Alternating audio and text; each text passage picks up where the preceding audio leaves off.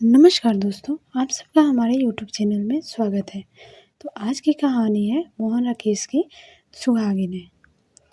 कमरे में दाखिल होते ही मनोरमा चौंक गई।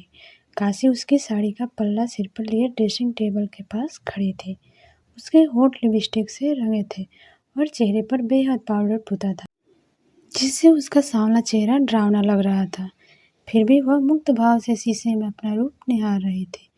मनोरमा उसे देखते ही आपे से बाहर हो गई।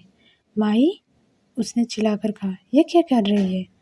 काशी ने हड़बड़ाकर साड़ी का पल्ला सिर से हटा दिया और ड्रेसिंग टेबल के पास से हट गई। मनोरमा के गुस्से के तेवर देखकर पल भर वह सहमी रही।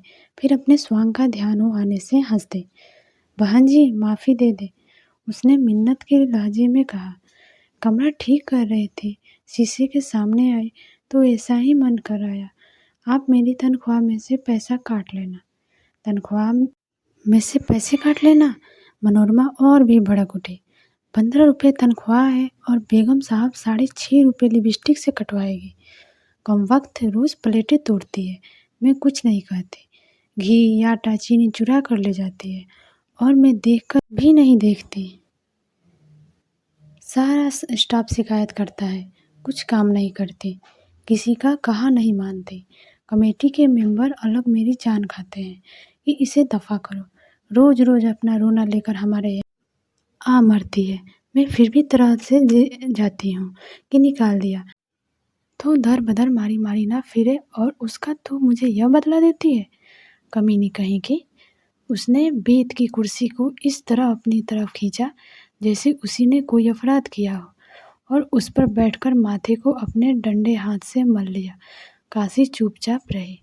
40 की होने को आई, मगर बाकपन की चाह अब भी बाकी है। मनोरमा फिर बड़बड़ाई, छिनार कहीं की। सिर की झटक कर उसने आंखें मूंद ली। दिन भर की स्कूलों की बकझक से दिमाग वैसे ही खाली हो रहा था, शरीर भी थका था। वह उस समय पब्लिक लाइब्रेरी से होकर मिलिट्री लाइंस का बड़ा राउंड लगाकर आई थी। निकली यह सोचकर थी कि वो घूमने से मन में कुछ ताजगी आएगी, मगर लौटते हुए मन पर अजब भारीपन छा गया था। क्वार्टर से आधी मील दूर भी जब सूरज डूब गया था, तब कुछ क्षणों के लिए उसे अपना आप हल्का हल्का सा लगा था। हवा, पेड़ों के हिलते पत्ते और अव्यस्त बिखरे बादलों के टुकड़े, हर चीज में एक मादक स्पर्श का अनुभव हुआ था। सड़क पर फैली संध्या की फीकी चांदनी धीरे धीरे रंग पकड़ रही थी। वह साड़ी का पल्ला पीछे को कसकर कई कदम तेज तेज चल गई, मगर टैंकी के मोड़ तक पहुंचते पहुंचते सारा उत्साह गायब हो गया।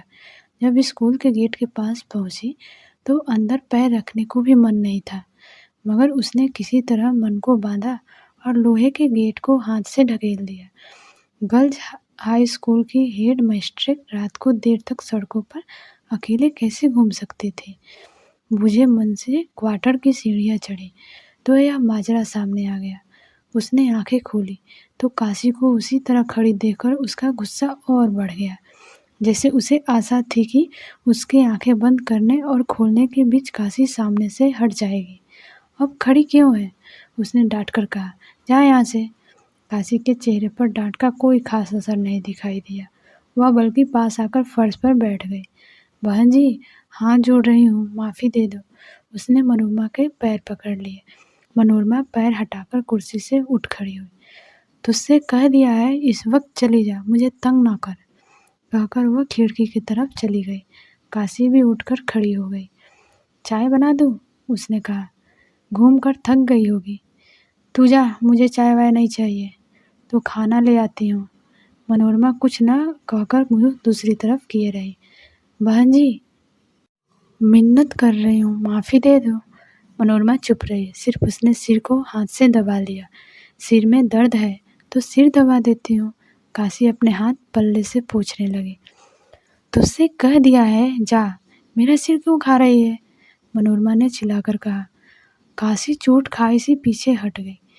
पलवक अवाक भाव से मनोरमा की तरफ देखती रही, फिर निकलकर बरामदे में चली गई। वहाँ से कुछ कहने के लिए मुड़ी, मगर बिना कहे चली गई।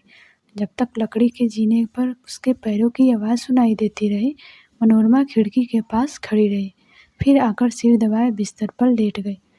उसे लगा इसमें सारा कसूर उसी का है, और कोई हेड मिस्टेक होती तो कब का इस औरत को निकाल कर बाहर करते। वह जितना उसे तरह देती थी उतना ही वह उसकी कमजोरी का फ़ायदा उठाते थे। उसके बच्चे भी वह कितने शैतानियाँ बर्दाश्त करते थे। दिन भर उसके क्वार्टर की सीढ़ियों पर शोर मचाते रहते थे और स्कूल के कंपाउंड को गंदा करते रहते थे। उसने एक बार उन्हें गोलियां ला दी थी। तब से उसे देखते ही उसकी साड़ी से चिपक कर गोलियां मांगने लगते थे। उसने कितना चाहा था कि वे साफ रहना सीख जाए। बड़ी लड़की कुंती की तो चढ़िया भी उसने अपने हाथ से सी दी थी, मगर उससे कोई फर्क नहीं पड़ा।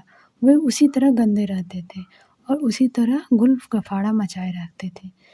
पिछली बार इंस्पेक्शन के दिन उन्होंने कंपाउंड्स के फर्श पर कोयले से लकीरें खींच दी थी, जिससे दूसरी बार सारे कंपाउंड्स की सफाई करानी पड़ी थी। कई बार वे बाहर से आए अतिथियों के सामने जीभ निकाल देते थे। वही थी जो सब बर्दाश्त किए जाते थे।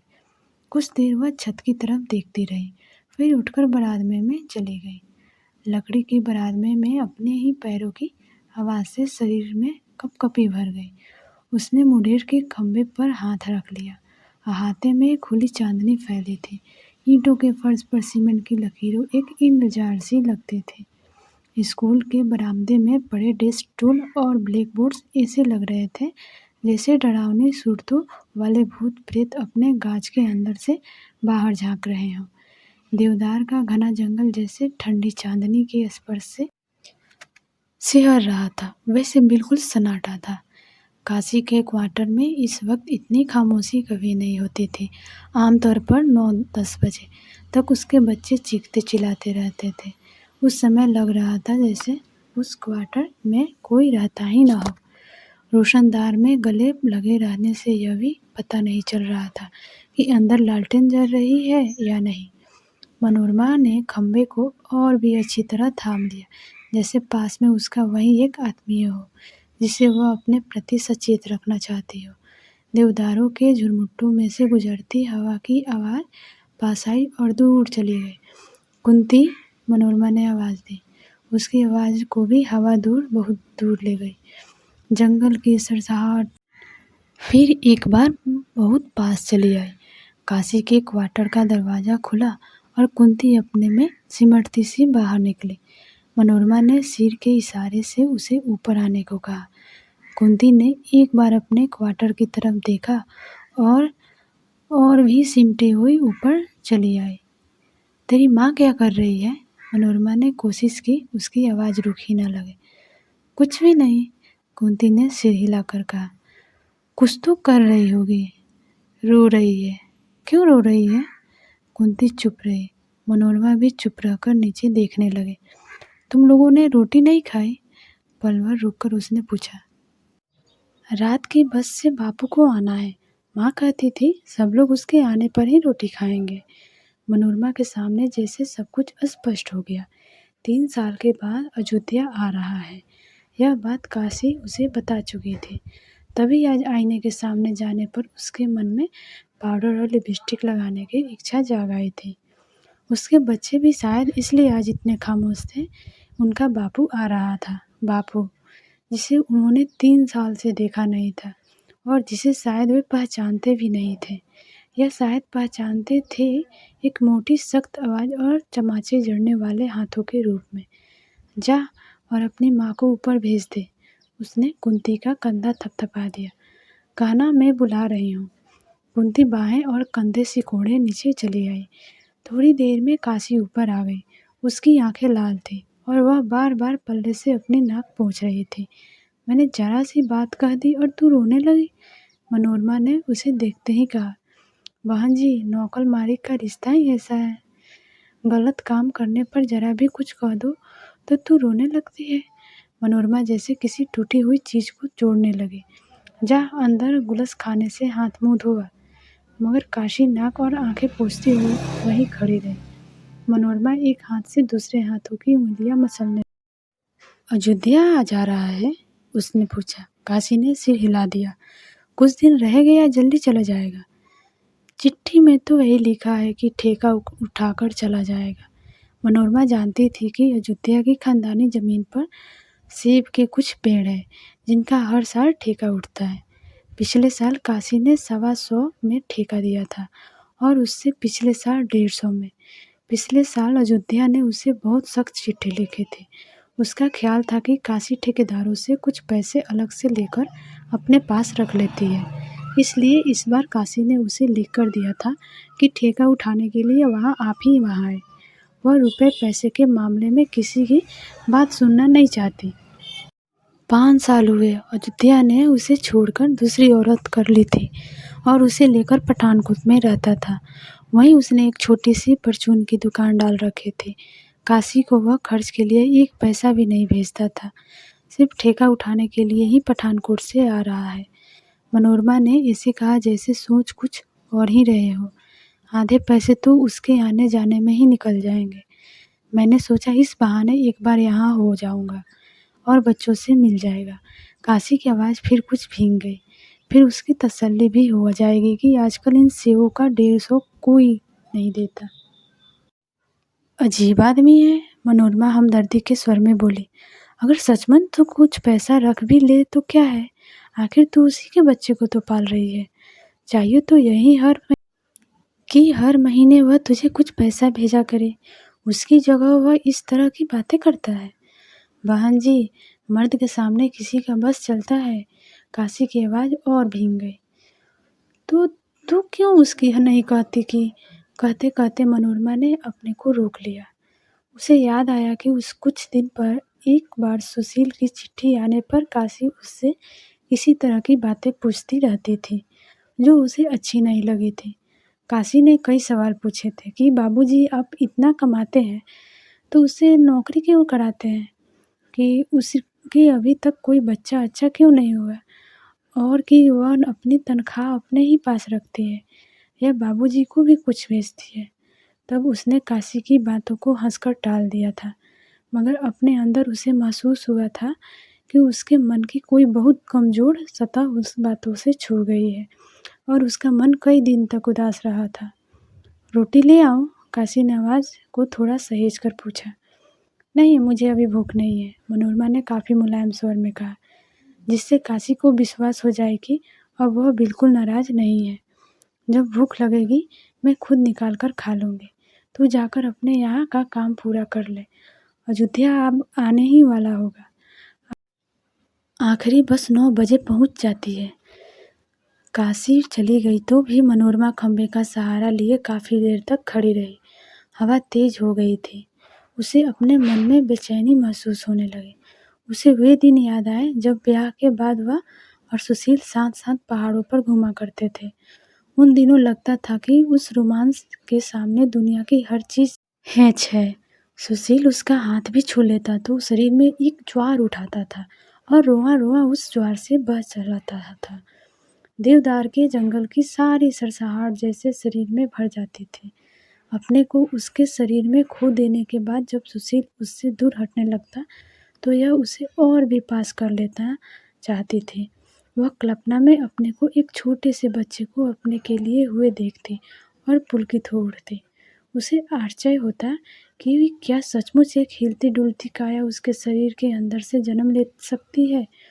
कितनी बार वह सुशील से कहती थी कि वह आश्चर्य को अपने अंदर अनुभव करके देखना चाहती है, मगर सुशील इसके हक में नहीं था। वह नहीं चाहता था कि अभी कुछ साल वे एक बच्चे को घर में आने दे। उससे एक तो उसका फिगर खराब होने का डर था, फिर उसकी नौकरी का भी सवाल था। सुशील नहीं चाहता था कि वह नौकरी छोड़कर बस घर गृहस्थी के लायक ही हो रहे। साल 6 महीने में सुशील को अपनी बहन उम्मी का ब्याह करना था। उसके 2 छोटे भाई कॉलेज में पढ़ रहे थे। उन दिनों उनके लिए एक एक पैसे की अपनी कीमत थी। वह कम से कम 4-5 साल एहतियात से चलना चाहता था। हजार चाहने पर भी वह सुशील के सामने हट नहीं कर सकी थी। मगर जब भी सुशील के हाथ उसके शरीर को सहला रहे होते तो एक अज्ञात शिशु उसकी बाहों में आने के लिए मचलने लगता। वह जैसा उसकी किलकारियाँ सुनती और उसके कोमल शरीर के स्पर्श का अनुभव करती। इसी क्षणों में कई बार सुशील का चेहरा उसके लिए बच्चे का चेहरा बन जाता और वह उसे अच्छी तरह अपने साथ सटा लेते। उसका मन होता कि उसे थपथपाए और लोरियाँ दे। सुशील की चिट्ठी आए इस बार बहुत दिन हो गए थे। उसने उसे लिखा भी था कि वह जल्दी जवाब दिया करे, क्योंकि उसकी चिट्ठी न आने से अपना अकेलापन उसके लिए अहास्य हो जाता है। कई दिनों से वह सोच रही थी कि सुशील को दूसरी चिट्ठी लिखे, मगर स्वाभिमान उसे इससे रोकता था। क्या सुशील को इतनी फुर्सत भी नहीं थी कि उसे कुछ पंक्तियां ही लिख दे? हवा का तेज झोंका आया। देवदारों की सरसराहट कई कई घाटियों को पार करती दूर के आकाश में जाकर खो गए। सामने की पहाड़ी के साथ साथ रोशनी के दो दायरे रेंगते आ रहे थे। शायद पठानकोट से आखिरी बस आ रही थी। चांदनी में गेट की मोटी सलाखें चमक रही थी। हवा धक्के देख देकर जैसे गेट का ताला तोड़ देना चाहती थी। मनोरमा ने एक लंबी सांस ली और अंदर को चल दी। वह अपने को उस समय रोज से कहीं ज्यादा अकेला महसूस कर रही थी। अगली शाम मनोरमा घूमकर लौटी तो कंपाउंड में दाखिल होते ही ठिठक गई। काशी के क्वार्टर से बहुत शोर सुनाई दे रहा था। अयोध्या जोर से गाली बकता हुआ काशी को पीट रहा था। काशी गला फाड़ फाड़ कर रो रही थी। मनोरमा गुस्से से भना उठी। कमेटी के नियम के मुताबिक किसी मर्द को स्कूल की चारदीवारी में रात को ठहरने की इजाज़त नहीं थी।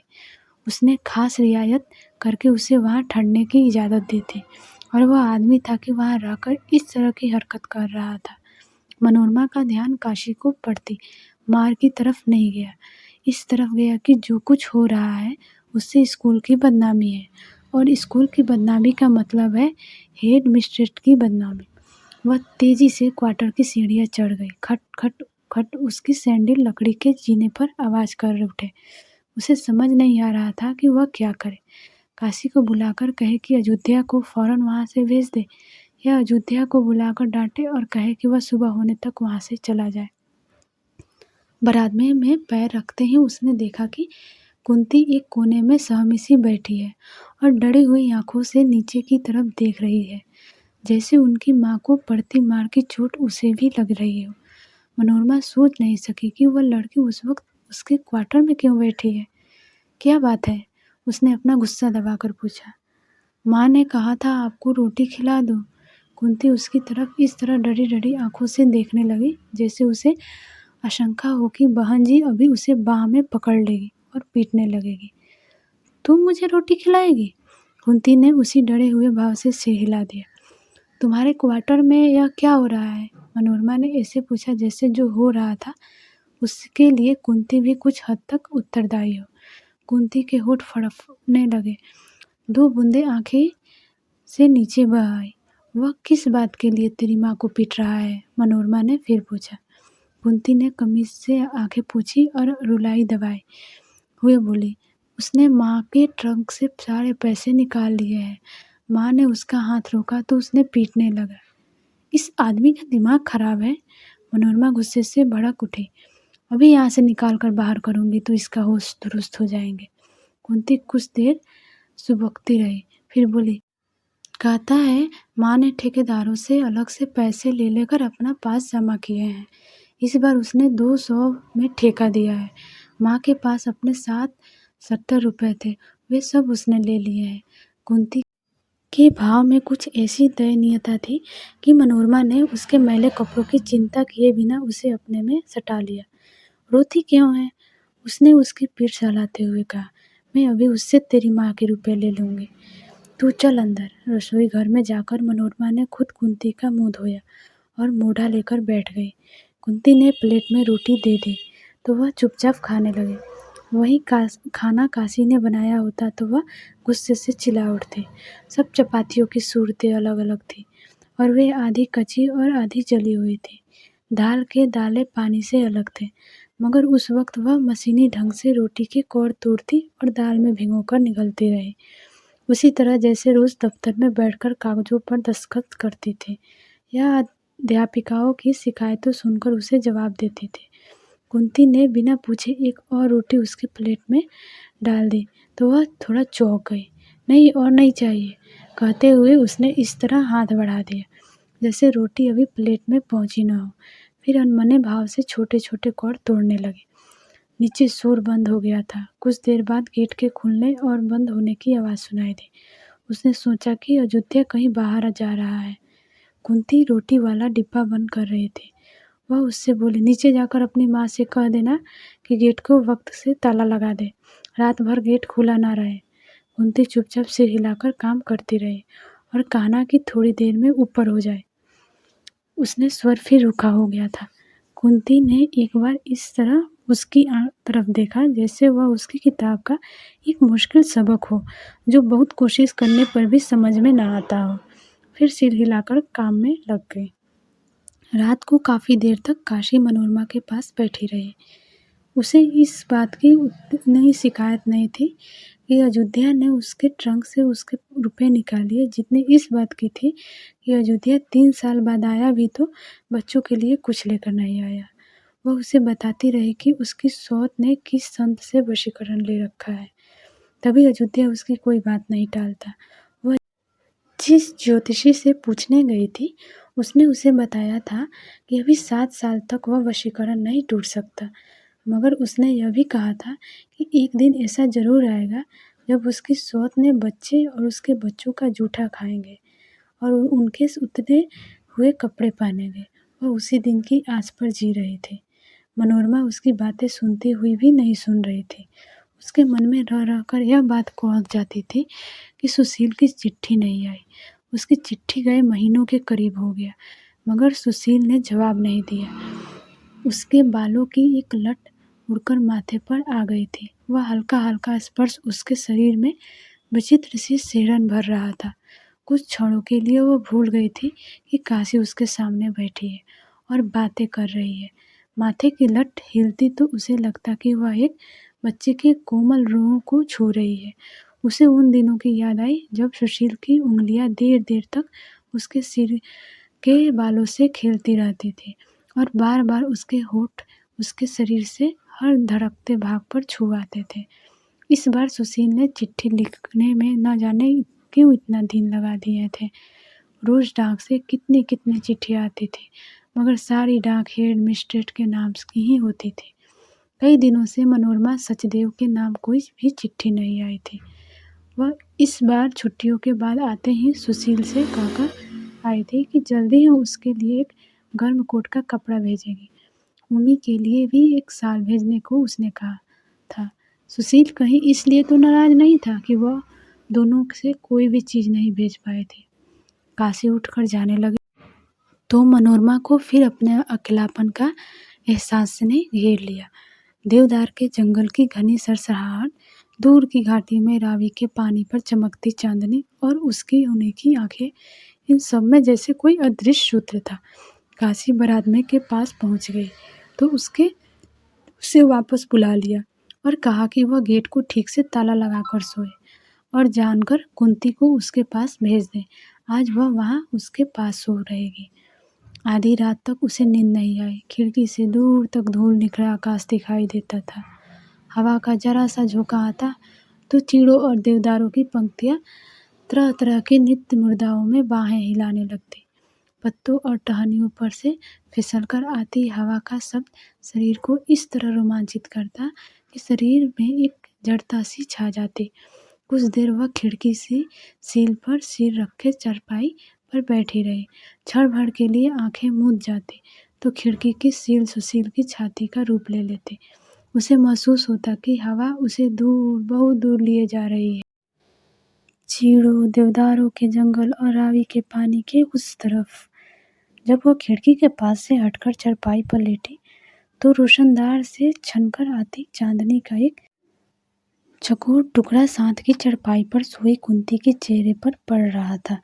मनोरमा चौंक गई। कुंती पहले कभी भी उसे उतनी सुंदर नहीं लगी थी। उसके पतले पतले होठ आम की लाल लाल नन्ही पत्तियों की तरह खुले थे। उसे और पास से देखने के लिए वह कोहनियों के बल उसकी चारपाई पर झुक गई। फिर सहसा उसे चूम लिया। कुंती सोई सोई एक बार सिहर गई। मनोरमा तकिए पर सिर रखे देर तक छत की तरफ देखती रही। जब हल्की हल्की नींद आंखें पर छाने लगी तो वह गेट के खुलते और बंद होने की आवाज़ से चौंक गई। कुछ ही देर में काशी के क्वार्टर से सिर्फ अयोध्या के बड़बड़ाने की आवाज़ सुनाई देने लगी। वह उस समय शराब पिए हुए था। मनोरमा के शरीर में फिर एक गुस्से की झुरझुरी उठी। उसने अच्छी तरह अपने को कंबलों में लपेटकर उस आवाज़ को भुला देने का प्रयत्न किया, मगर नींद आ जाने पर भी वह आवाज़ उसके कानों में गूंजती रही। 2 दिन बाद अयोध्या चला गया तो मनोरमा ने आराम की सांस ली। उसे रह रह कर लगता था कि किसी भी क्षण वह अपने पर काबू खो देगी और चपरासी से धक्के दिलाकर उस आदमी को स्कूल के कंपाउंड से निकलवा देगी। वह आदमी शक्ल से ही कमीना नजर आता था। उसके बड़े बड़े मैले दांत, काले होठ और खूंखार जानवर जैसे चुभती आंखों देखकर लगता था कि उस आदमी को ऐसा शक्ल के लिए उसी उम्र कैद की सजा होनी चाहिए। उसके चले जाने के बाद उसका मन काफ़ी हल्का हो गया। दफ्तर के कुछ काम को जो वह कई दिनों से टाल रहे थे, उसने उसी दिन बैठकर पूरे कर लिए। उस दिन शाम की डाक से उसे सुशील की चिट्ठी भी मिल गई। उसने चिट्ठी दफ्तर में नहीं खोली। स्टोनों से और चिट्ठियों का डिटेक्शन अगले दिन लेके के लिए कहकर क्वार्टर में चली आई। चारपाई पर बैठकर उसने पेपर नाइफ से धीरे धीरे लिफाफा खोला, जैसे उसे चोट ना पहुंचाना चाहती हो। चिट्ठी दफ्तर के कागज पर बहुत जल्दी जल्दी लिखी गई थी। मनोरमा को अच्छा नहीं लगा, मगर फिर भी उसने एक एक पंक्ति उत्सुकता के साथ पढ़ी। सुशील ने लिखा था कि जल्द ही एक जगह उम्मी की सगाई तय हो रही है। लड़का अच्छी नौकरी पर है। सभी ने यह रिश्ता पसंद किया है। हो सके तो वह उम्मी की साल जल्द ही भेज दे। अब उम्मी के ब्याह के लिए भी उन लोगों को कुछ पैसा बचा कर रखने चाहिए। अंत में उसने उसे अपनी सेहत का ध्यान रखने को लिखा था। मधुर आलिंगन और अनेकानेक चुंबनों के साथ चिट्ठी समाप्त हुई थी। मनोरमा काफ़ी देर तक चिट्ठी हाथ में लिए बैठी रही। उसे पढ़कर मधुर आलिंगन और अनेकानेक चुंबनों का कुछ भी स्पर्श महसूस नहीं हुआ था। ऐसा लगा था जैसे वह एक चश्मे से पानी पीने के लिए झुकी हो और उसके होंठ गीले रेत से छूकर रह गए हों। चिट्ठी उसके ड्रॉअर में डाल दी और दफ्तर में लौट गई। रात को खाना खाने के बाद वह चिट्ठी का जवाब लिखने बैठी, मगर कलम हाथ में लेते ही दिमाग जैसे बिल्कुल खाली हो गया। उसे लगा कि उसके पास लिखने के लिए कुछ भी नहीं है। पहली पंक्ति लिखकर वह देर तक कागज को नाखुश से खुदेरती रही। आखिर कुछ सोचकर उसने कुछ पंक्तियां लिखी। पढ़ने पर उसे लगा कि वह चिट्ठी उन चिट्ठियों से खास अलग नहीं, जो वह दफ्तर में बैठकर क्लर्क को डिटेक्ट कराया करती है। चिट्ठी में बात इतनी ही थी कि उसे इस बात का अफसोस है कि वह शाल और कोट का कपड़ा अभी नहीं भेज पाई। जल्दी वह यह दोनों चीज़ें भेज देगी। और अंत में उसकी तरफ से भी मधुर आलिंगन और अनेकानेक चुंबन।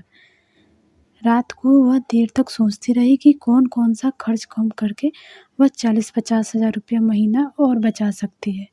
दूध पीना बंद कर दे, कपड़े खुद धोया करे, काशी से काम छुड़वाकर रोटी खुद बनाया करे। ज़्यादा खर्चा तो काशी की वजह से ही होता था। वह चीज़ें मांग भर कर भी ले जाती थी और चुरा कर भी, मगर उसने पहले भी आजमा कर देखा था कि वह स्कूल का काम करती हुई साथ अपनी रोटी नहीं बना सकती। ऐसे मौक़ों पर या तो वह दूध डबल रोटी खाकर रह जाती थी या कुछ भी छौंक भूनकर पेट भर लेती थी। अगले दिन से उसने खाने पीने में कई तरह की कटौतियाँ कर दी। काशी से कह दिया कि वह सिर्फ चाय के लिए ही लिया करे और दाल सब्जी में घी बहुत कम इस्तेमाल किया करे। बिस्कुट और फल भी उसने बंद कर दिए। कुछ दिन तो बचत के उत्साह में निकल गए, मगर फिर उसे अपने स्वास्थ्य पर इन कटौतियों का असर दिखने लगा। 2 बार क्लास में पढ़ाते हुए से चक्कर आ गया, मगर उसने अपना हट नहीं छोड़ा। उस महीने की तनख्वाह मिलने पर उसने साल के लिए 40 रुपये अलग निकाल कर रख दिए। रुपए रखते समय उसके चेहरे का भाव ऐसा था जैसे सुशील उसके सामने खड़ा हो और वह उसे चिढ़ाना चाहती हो कि देख लो, इस तरह की बचत से साल और कोट के कपड़े खरीदे जाते हैं। उसके स्वभाव में वैसे भी कुछ चिड़चिड़ापन आ गया था।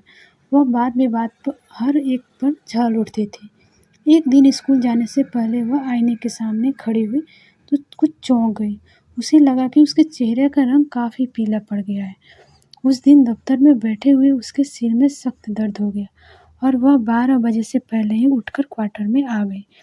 बरामदे में पहुंचकर उसने देखा कि काशी उसके पैरों की आवाज़ सुनते ही जल्दी से अलमारी बंद करके चूल्हे की तरफ गई है। उसने रसोई घर में जाकर अलमारी खोल दी। घी का डिब्बा खुला था और उसमें उंगलियों के निशान बने थे। मनोरमा ने काशी की तरफ देखा। उसके मुंह पर कच्चे घी की कनियां लगी थी और वह वोट करके अपनी उंगलियों दुपट्टे में पोंछ रही थी। मनोरमा एकदम आपे से बाहर हो गई। पास जाकर उसने उसे चोटी से पकड़ लिया। चोटी, उसने चिल्लाकर कहा, मैं इसलिए सूखी सब्जी खाती हूँ कि तू कच्चा घी हजम किया करे। शर्म नहीं आती? कमज़ात, जा अभी निकल जा यहाँ से। मैं आज से तेरी सूरत भी नहीं देखना चाहती। उसने उसकी पीठ पर एक लात जमा दी। कहाँ से और मुंह गिनते हुए हुई, मगर अपने हाथों से सहारे संभल गई। पल भर वह दर्द से आंखें मूंदे रही। फिर उसने मनोरमा के पैर पकड़ लिए। मुंह से उसने कुछ नहीं कहा। गया, मैं तुम्हें 24 घंटे की नोटिस दे रही हूँ, मनोरमा ने पैर छुड़ाते हुए कहा। कल इस वक्त तक स्कूल का क्वार्टर खाली हो जाना चाहिए। सुबह ही क्लर्क तेरा हिसाब कर देगा। उसके बाद तूने इस कंपाउंड में कदम भी रखा तो। और वह हटकर वहाँ से आने लगी। काशी ने बढ़कर फिर उसके पैर पकड़ लिए। बहन जी, पैर छू रही हूँ, माफ़ी दे दो, उसने मुश्किल से कहा। मनोरमा ने फिर भी पैर झटके से छुड़ा लिए। उसने एक पैर पीछे पड़ी, चायदानी को जा लगा। चायदानी टूट गई। बिखरते हुए टुकड़ों की आवाज़ ने क्षण भर के लिए दोनों को स्तब्ध कर दिया। फिर मनोरमा ने अपना निचला होंठ काटा और दंत दनाती हुई वहाँ से निकल गई। कमरे में आकर उसके माथे पर बाम लगाया और सिर मुंह लपेटकर लेट गई। शाम की डाक से फिर सुशील की चिट्ठी मिली। उसमें वही सब बातें थी।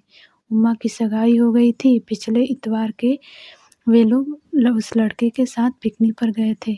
उमा ने एक कोने में कुछ पंक्तियां लिखकर खुद अपनी शाल के लिए अनुरोध किया था। साथ यह भी लिखा था कि भाभी को सब लोग बहुत बहुत याद करते हैं। पिकनिक के दिन तो उन्होंने उसे बहुत ही मिस किया। चिट्ठी पढ़ने के बाद बड़े राउंड पर घूमने निकल गए। मन में बहुत झुंझुलाहट भर रही थी। उसे समझ नहीं आ रहा था कि वह झुंझुलाहट काशी पर है, अपने पर या सुशील पर। न जाने क्यों उसे लगा कि सड़क पर कंकड़ पत्थर पहले से ही कहीं ज़्यादा है और वह गोल सड़क न जाने कितनी लंबी हो गई है। रास्ते में 2 बार उसे थककर पत्थरों पर बैठना पड़ा। घर में 1-1.5 फ्लोर पहले उसकी चप्पल टूट गई। वह रास्ता बहुत मुश्किल से कटा। उससे लगा न जाने कब से वह घिसटती हुई उस गोल सड़क पर चलती रही और आगे भी न जाने कब तक उसे इसी तरह चलते रहना है। गेट के पास पहुंचकर सुबह की घटना फिर उसके दिमाग में ताज़ा हो गई। काशी के क्वार्टर में फिर खामोशी छाई थी। मनोरमा को एक क्षण के लिए ऐसा महसूस हुआ कि काशी क्वार्टर खाली करके चली गई है और उस बड़े कंपाउंड में उस समय वह बिल्कुल अकेली है। उसका मन सिहर गया। उसने कुंती को आवाज़ दी। कुंती लालटेन लिए अपने क्वार्टर से बाहर निकल आई। तेरी माँ कहाँ है? मनोरमा ने पूछा। अंदर है। और कुंती ने एक बार अंदर की तरफ देख लिया। क्या कर रही है? कुछ नहीं कर रही है, बैठी है। मनोरमा ने देखा काशी का क्वार्टर काफ़ी खस्ता हालत में है।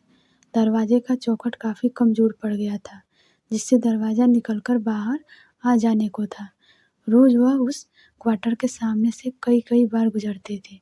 रोज़ ही उस दरवाज़ों को देखती थी, मगर पहले कभी उसका ध्यान उस पर नहीं रुका था। इस क्वार्टर में काफ़ी मरम्मत की ज़रूरत है, कहकर वह जैसे क्वार्टर का मुआयना करने के लिए अंदर चली गई। काशी उसे देखते ही उठकर उसके पास आ गई। मनोरमा ने एक बार उसकी तरफ देख लिया, मगर उससे कोई बात नहीं की। क्वार्टर की दीवारें पीली पड़कर अब स्याह होने लगी थी। एक रोशनदान भी दीवार से निकालकर नीचे गिर आने को था। छत में चारों तरफ मकड़ी के जाले लगे थे, जो आपस में मिलकर एक बड़े से चंदौवे का रूप लिए थे। कपड़े में जो थोड़ा बहुत सामान था, वह इधर उधर अस्त व्यस्त पड़ा था। एक तरफ 3 बच्चे एक ही थाली में रोटी खा रहे थे। वहीं पानी जैसी दाल थी, जो एक दिन कुंती ने उसके लिए बनाई थी, और अलग अलग सूरतों वाली खुश्त रोटियां। उसे देखकर बच्चों के हाथ और मुंह चलने बंद हो गए। सबसे छोटे लड़के, जो करीब 4 साल का था, लोई में लिपटा एक कोने में लेटा था। उसकी आंखें मनोरमा के साथ साथ कमरे में घूम रही थी। परसों को क्या हुआ है, बीमार है? मनोरमा ने बिना काशी की तरफ देखे जैसे दीवार से पूछा और बच्चे के पास चली गई। परसों अपने पैर के अंगूठे को सीधे में देखने लगा। इसे सूखा हो गया है, काशी ने धीरे से कहा। मनोरमा ने बच्चों को गालों को सहलाया और उसके सिर पर हाथ फेर दिया। डॉक्टर को दिखाया है? उसने पूछा। दिखाया था, काशी ने कहा। उसने 10 टीके बताए हैं, 2-2 रुपए का एक टीका आता है। बोलते बोलते उसका गला भर आया। लगवाए नहीं? मनोरमा ने उसकी तरफ देखा। कैसे लगवाती? काशी की आंखें जमीन की तरफ झुक गई। जितने रुपए थे वे सब तो वह निकाल कर ले गया था। मैं इसे कांटे की कटोरी मलती हूँ, कहते हैं उससे ठीक हो जाता है। बच्चा विटर विटर उन दोनों की तरफ देख रहा था। मनोरमा ने एक बार फिर उसको गाल को सहला दिया और बाहर चली गई। कुंती दहलीज के पास खड़ी थी। वह रास्ता छोड़कर हट गई। इस क्वार्टर में अभी सफ़ेदी होनी चाहिए, मनोरमा ने चलते चलते कहा। यहाँ की हवा में तो अच्छा भला आदमी बीमार हो सकता है। काशी ने क्वार्टर से निकलकर वह धीरे धीरे अपने क्वार्टर्स का जीना चढ़ी। ठक ठक की आवाज़, अकेला बरामदा, कमरा, कमरे में जो चीज़ें वह बिखर छोड़ गई थी वे अब करीने से रखी थी। बीच की मेज पर रोटी की ट्रे ढककर रख दी गई थी। केतली में पानी भरकर स्टोव पर रख दिया गया था। कोट उतारकर साल ओढ़ते हुए उसने बरामदे में पैरों की आवाज़ सुनी। काशी चुपचाप आकर दरवाजे के पास खड़ी हो गई। क्या बात है? मनोरमा ने रूखी आवाज़ में पूछा। रोटी खिलाने आई हूँ, काशी ने धीमी ठहरी हुई आवाज़ में कहा। चाय का पानी भी तैयार है, कहे तो पहले चाय बना दो। मनोरमा ने एक बार उसकी तरफ देखा और आंखें हटा ली। काशी ने कमरे में आकर प्लग का बटन दबा दिया। पानी आवाज़ करने लगा। मनोरमा एक किताब लेकर बैठ गई। थोड़ी देर में काशी चाय का प्याला बनाकर उसके पास ले आई। मनोरमा ने किताब बंद कर दी और हाथ बढ़ाकर प्याली ले ली। काशी के होठों पर सूखी सी मुस्कुराहट आ गई। बहन जी, कभी नौकर से गलती हो जाए तो इतना गुस्सा नहीं करते, उसने कहा। रहने दे ये सब बातें, मनोरमा ने झिड़क कर कहा। आदमी से एक बार बात कही जाए तो उसे लत जाती है, मगर तेरे जैसे लोग भी हैं जिन्हें बात कभी छूती ही नहीं। बच्चे सूखी दाल रोटी खाकर रहते हैं और माँ को खाने को कच्चा घी चाहिए। ऐसी माँ किसी को नहीं देखी होगी। काशी का चेहरा ऐसे हो गया जैसे किसी ने उसे अंदर से चीर दिया हो। उसके आंखों में आंसू भर आए। बहन जी, इन बच्चों को पालना ना होता तो मैं आज आपको जीती नजर ना आती, उसने कहा। एक अभागा भूखे पेट से जन्मा था, वह सूखे से पड़ा है। वह दूसरा भी उसी तरह आएगा तो उसे जाने क्या रोग लगेगा। मनोरमा को जैसे किसी ने ऊंचे से ढकेल दिया। चाय के घूंट भरते हुए उसने शरीर में कई ठंडी सिहरने भर गई। वह पल भर चुप रहकर काशी की तरफ देखती रही। तेरे पैर फिर भारी है, उसने ऐसे पूछा जैसे उसे इस पर विश्वास ही न आ रहा हो। काशी के चेहरे पर जो भाव आया उसमें नई भयावहता का सा संकोच भी थी और एक हताश झुंझलाहट भी। उसने सिर हिलाया और एक ठंडी सांसें लेकर दरवाजे की तरफ देखने लगी। मनोरमा को पल भर के लिए लगा कि अयोध्या उसके सामने खड़ा मुस्कुरा रहा है। उसने चाय की प्याली पीकर रख दी। काशी प्याली उठाकर बाहर ले गई। मनोरमा को लगा कि उसकी बाहें ठंडी होती जा रही है। उसने साल का पूरा खोलकर अच्छी तरह लपेट लिया। काशी बाहर से लौट गई। रोटी कब खाएगी, उसने पूछा, मगर मनोरमा ने जवाब देने की जगह उसने पूछ लिया। डॉक्टर ने कहा था कि 10 टीके लगवाने से बच्चा ठीक हो जाएगा। काशी ने खामोश रहकर सिर हिलाया और दूसरी तरफ देखने लगी। मैं तुम्हें 20 रुपये दे रही हूँ, मनोरमा ने कुर्सी से उठते हुए कहा। कल जाकर टीके ले आना। उसने ट्रंक से अपना बटुआ निकाला और 20 रुपये निकालकर मेज पर रख दिए। उसे आश्चर्य हो रहा था कि उसकी बाहें इस कदर ठंडी क्यों हो गई है। उसने बाहों को अच्छी तरह अपने में सिकोड़ लिया। खाना खाने के बाद वह देर तक बरामदे में कुर्सी डालकर बैठी रही। उसे महसूस हो रहा था कि उसके सारे शरीर में एक अजीब सी सिहरन दौड़ रही है। वह ठीक से नहीं समझ पा रही थी कि वह सिहरन क्या है और क्यों शरीर के हर रोम में उसका अनुभव हो रहा है, जैसे उस सिहरन का संबंध किसी बाहरी चीज़ से न होकर उसके अपने आप से ही था। जैसे उसी की वजह से उसे अपना आप बिल्कुल खाली लग रहा था। हवा बहुत तेज थी और देवदार का जंगल जैसे सिर धूनता हुआ करा रहा था। हुआ हुआ हुआ हवा के झोंके उमड़ती लहरों की तरह शरीर को घेर लेते थे और शरीर उनमें बेबसा हो जाता था। उसने साल को कसकर बाहों पर लपेट लिया। लोहे का गेट हवा के धक्के खाता हुआ आवाज कर रहा था। पल भर के लिए उसकी आंखें मूंद गई तो उसे लगा कि अयोध्या अपने स्याह होठे खोले उसके सामने खड़ा मुस्कुरा रहा है और लोहे का गेट चीरता हुआ धीरे धीरे खुल रहा है। उसने सिहर कर आंखें खोल ली और अपने माथे को छुआ। माथा बर्फ की तरह ठंडा था। वह कुर्सी से उठ खड़ी हुई। उठते हुए साल कंधे से उतर गया और साड़ी का पल्ला हवा में फड़फड़ाने लगा। बालों की कई लटें उमड़कर सामने आ गई और उसके माथे सहलाने लगी। कुंती उसने कमजोर स्वर में आवाज दी। आवाज हवा के समंदर में कागज की नाव की तरह डूब गई। कुंती, उसने फिर आवाज दी। इस बार काशी अपने क्वार्टर से बाहर निकल आई।